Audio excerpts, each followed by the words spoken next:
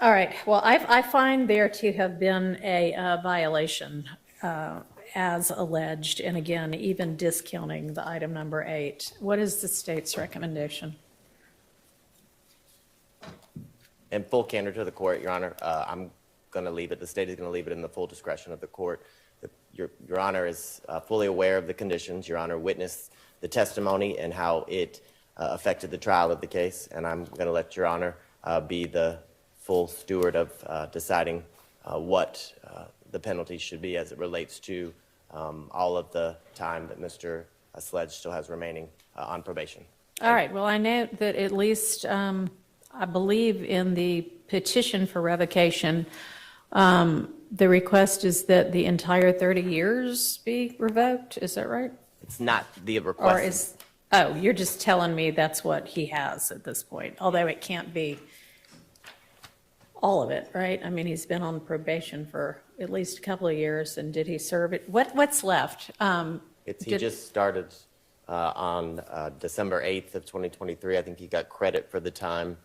I think he was in for 2 years, so he would have 26 and change or 25 and change. I'm sorry, correct, 22. My bad. The exact number. Okay.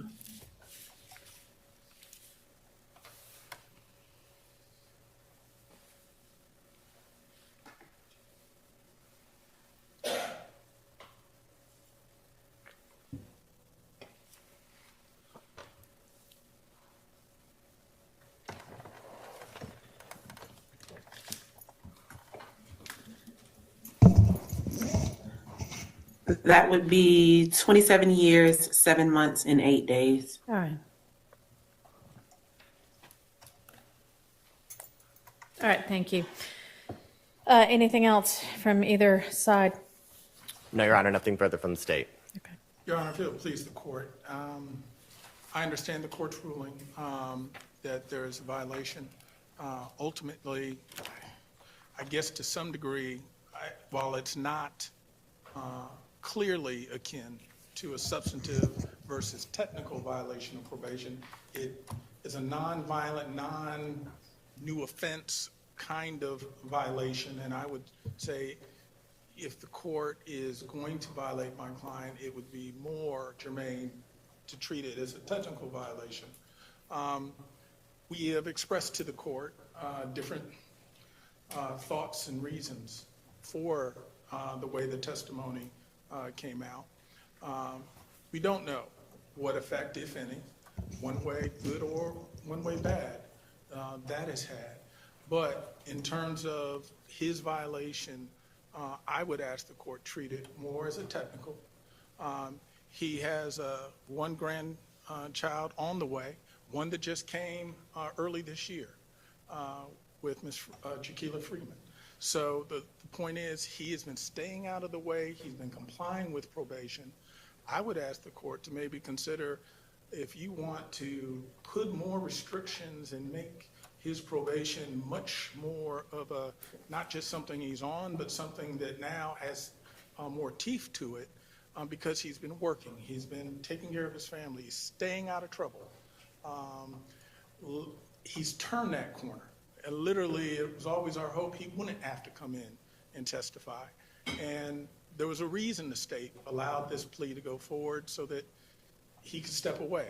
And in doing so, if you recall, you may have remember from his testimony, by no fault of his, he was a victim of a crime where he was shot multiple times and had to recover from that. So we would ask the court to consider some restrictions first, as opposed to custody.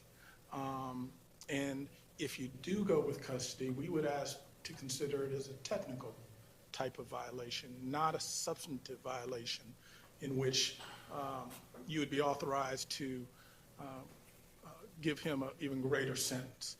So we would leave it in the discretion of the court, but we're asking again for a non-custodial revocation punishment.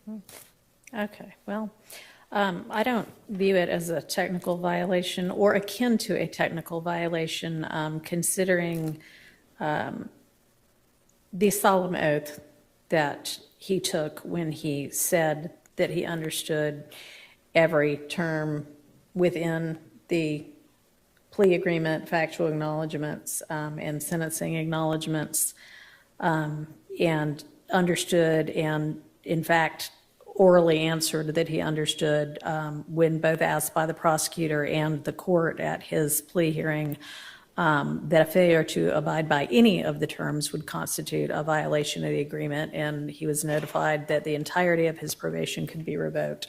I do appreciate the fact that this particular violation is a nonviolent violation.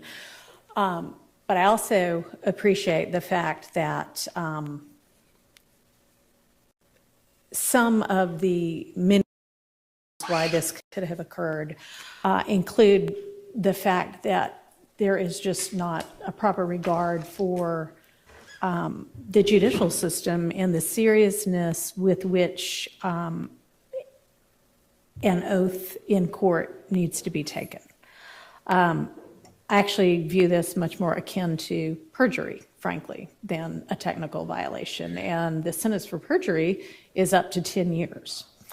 I am going to revoke 5 years of Mr. Sledge's probation. And Mr. Sledge, I am sympathetic to the fact that you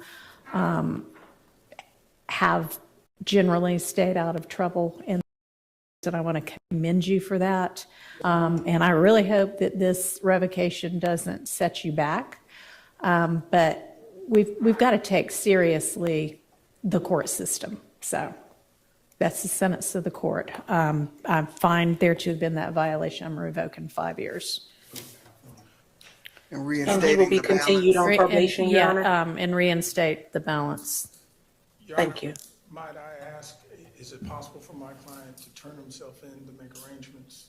I think y'all knew when you came in here that this was a strong possibility. So, no, I'm sorry. All right, court is adjourned.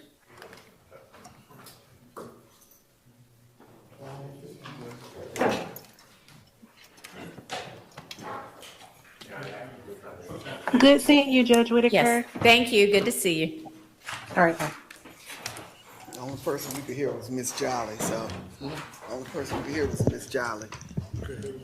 Oh, wow. Not on Zoom.